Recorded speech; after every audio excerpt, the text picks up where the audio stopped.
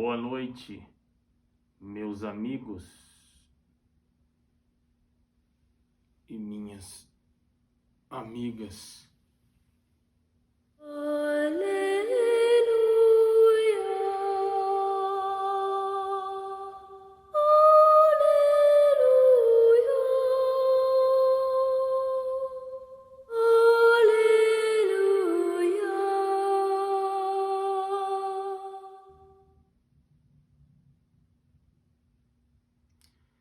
Hoje vou contar para vocês o capítulo 14 da história O Cavaleiro Negro. Ele se chama A Cura. Enquanto a máquina do pensamento atravessava os séculos, Alberto e Tito aguardavam, ansiosos, o momento tão esperado. A cabeça dos dois transbordava de pensamentos sobre os últimos acontecimentos e sobre tudo o que estava para acontecer. Mas não tiveram oportunidade para maiores reflexões, pois a máquina do tempo, após a rápida viagem, pousou suavemente num lugar repleto de colinas floridas, onde o sol já começava a baixar no horizonte, envolvendo toda a região numa temperatura agradável. Abrindo a porta da máquina, Alberto deixou que o ar penetrasse em seu interior, e quando os viajantes do tempo respiraram profundamente, perceberam a leveza da atmosfera do local e sentiram uma paz imensa invadindo seus corações. Com muita dificuldade, o avô e o neto auxiliaram Henrique a levantar-se, e este, no momento em que saía da máquina, nem percebeu a data que estava registrada no painel de controle, devido ao seu estado grave, em que mal conseguia manter-se de olhos abertos. Um pouco mais adiante, havia um lago, e nas suas margens, uma grande multidão se aglomerava.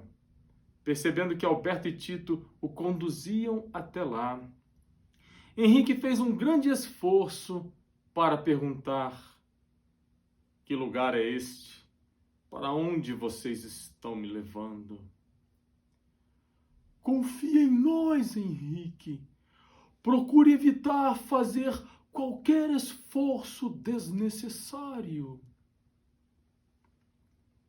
À medida em que iam se aproximando da multidão, Henrique percebeu que no local havia doentes de todos os tipos. Alguns, inclusive, apresentavam feridas por todo o corpo, semelhantes às suas. Mas, apesar da gravidade de muitas daquelas enfermidades, a maioria dos doentes trazia no rosto uma expressão de felicidade.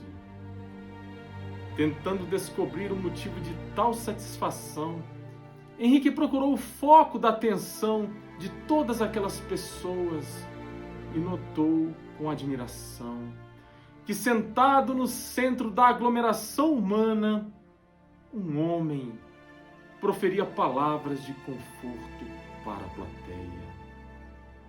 Quando já haviam se aproximado o suficiente para ouvi-lo, Henrique começou da mesma forma a absorver aquelas palavras que penetravam em sua alma como um bálsamo suave para as suas aflições tão maravilhosas que eram. Da boca daquele homem parecia sair um cântico celeste que inundava todo o ambiente de muita paz.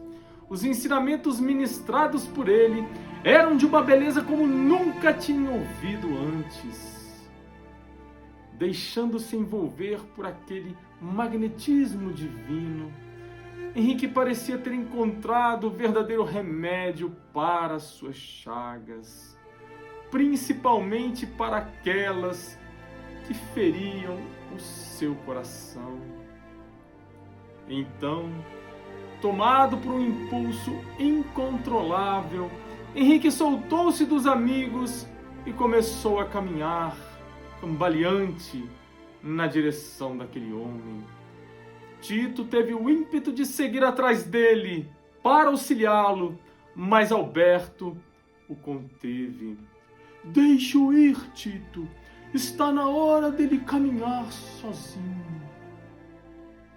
Mas, no momento em que atravessava a multidão à sua frente, Henrique não resistiu ao incrível esforço e caiu de joelhos no chão, esgotado. Percebendo que não conseguiria seguir em frente, Henrique ergueu os olhos para o alto e, juntando as mãos, numa atitude de profunda humildade, exclamou com a voz carregada de emoção, retirando do coração suas últimas forças: Meu Deus, ajude-me! Nisso, fez-se silêncio no local. Lentamente, as pessoas que cobriam a visão de Henrique começaram a se afastar, formando um corredor, dando passagem para aquele homem tão extraordinário que agora vinha ao seu encontro. Quando já estava ao seu lado, Henrique pôde então notar seus traços físicos. Na sua frente estava um homem de uma beleza como nunca tinha visto igual.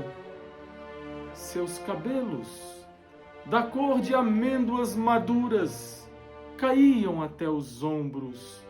Nenhuma ruga ou mancha surgia no seu rosto, que era todo envolvido por uma barba espessa, da cor dos cabelos. Seus olhos claros e seu nariz eram perfeitos. Mas o que mais impressionava naquele homem era o seu olhar. Profundo e sereno, mas parecia um sol a inundar-lhe de luz. Henrique, nesse momento, não sabia definir o que estava sentindo. Se pudesse explicar com apenas uma palavra, diria somente que a força que o estava envolvendo e penetrando o seu coração chamava-se amor. Aquela energia indefinível inundava todo o seu ser, como se estivesse retirando todo o peso de seus ombros, de anos e anos de sofrimentos infindáveis, envolvido por uma paz e uma alegria imensas, como nunca havia sentido em toda a sua vida. Henrique chorou copiosamente. Com muito carinho, o homem colocou sua delicada mão na cabeça de Henrique e começou a acariciar seus cabelos. Em seguida, percorreu toda a extensão de seu corpo, tocando levemente nas suas feridas. Então, o que Henrique viu acontecer foi a coisa mais extraordinária de sua vida. Ao redor, toda a multidão acompanhava os acontecimentos com olhares maravilhados. Como por encanto, parecendo uma mágica divina, as chagas de Henrique desapareciam à medida em que o homem as tocava com os dedos. Tomado por uma profunda emoção, Henrique era uma mistura de sensações que não conseguiria explicar. Ao mesmo tempo em que tinha vontade de sorrir, sentia igualmente desejo de chorar. Tinha ímpetos de gritar e agradecer tamanha bênção, mas a presença altiva daquele homem parecia forçá-lo a manter-se em silêncio. numa atitude de profunda humildade, Henrique apenas segurou suas mãos, que haviam sido o instrumento de sua cura, e beijou-as com muito carinho, deixando que as lágrimas caíssem comovidamente. Após o gesto de agradecimento, Henrique percebeu que o homem se preparava para retornar à multidão, pois ainda havia muitos doentes para serem atendidos. Antes, porém, que o homem se virasse, Henrique perguntou: "Espere, quem é você?" O homem sorriu levemente, expressando no rosto profunda compaixão, e com uma voz meiga e suave, numa frase que Henrique nunca mais esqueceria em toda a sua vida, respondeu: "Eu sou Jesus." Ao ouvir esse nome, Henrique sentiu como se uma avalanche de lembranças viesse à tona e novamente entrou em pranto convulsivo.